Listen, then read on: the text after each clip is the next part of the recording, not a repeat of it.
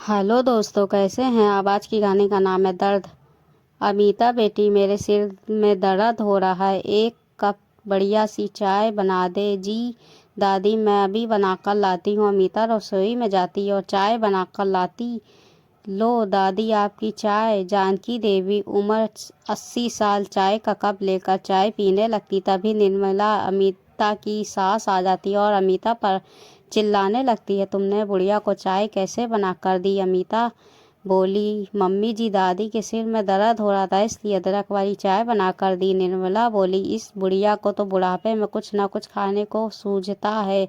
Mummy जी, रहने दो, ऐसे क्यों बोलते हो। अरे वाह, अब तुम मुझे बोलना सिखाओगी। ये कहते हुए निर्मला देवी ने चाय का कप अपनी सास के हाथ से लेकर फेंक दिया। पता भी है तुम्हें बुढ़िया के खांसी चलती है, कहीं मेरे बच्चों को भी हो जाएगी। बहू, आज के बाद मेरे से पूछे बिना बुढ़िया को कुछ भी नहीं दोगी बना कर।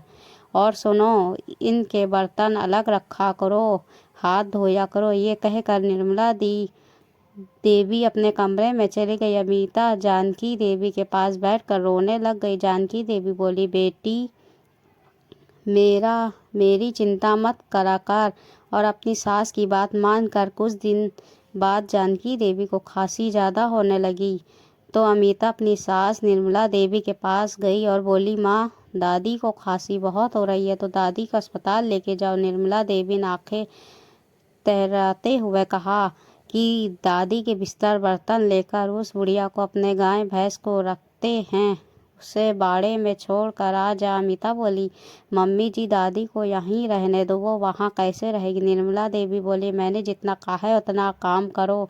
बेचारी अमिता की सास के आगे एक ना चली। उसने जानकी देवी के बिस्तर बर्तन लिए और जानकी देवी को ले गई।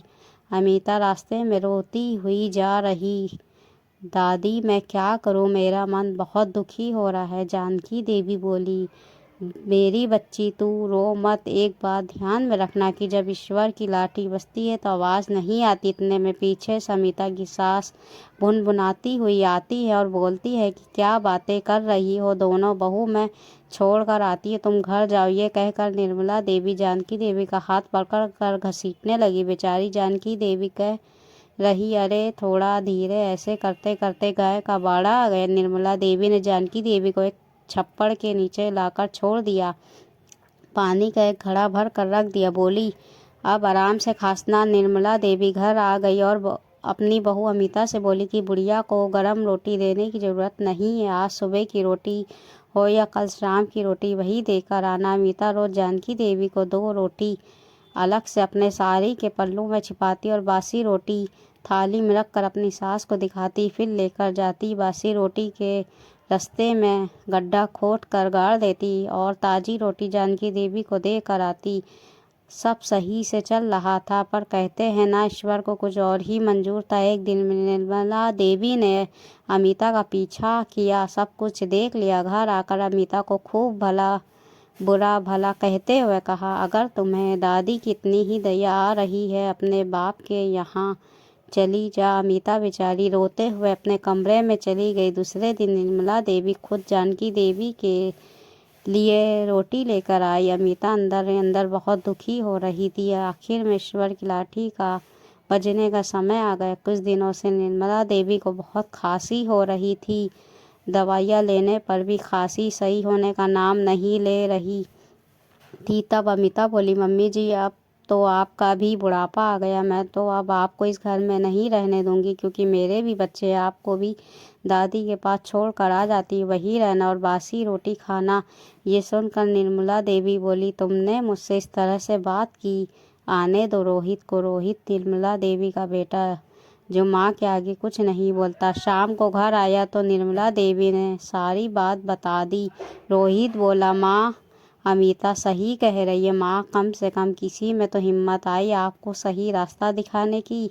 माँ, बुढ़ापा सभी का आता है, हमें इस तरह उनकी अवहेलना नहीं करनी चाहिए। दादी की तकलीफ नहीं दिखी आपको, आज आपका समय आ गया गाय के छप्पड़ में रहने का। ये कहकर रोहित अमिता के साथ कमरे में चला गया। कुछ समय बाद दरवाजे पर निर्मला देवी ने आवाज़ लगाई कि बहू, आरती की थाली सजा कर ला। रोहित और अमिता निर्मला देवी की आवाज़ सुनकर कमरे से बाहर आते और देखकर हैरान होते हैं। दरवाजे पर दादी को देखकर, अरे खड़ी खड़ी क्या देख रही है? आरती की थाली ला और दादी की आरती कर।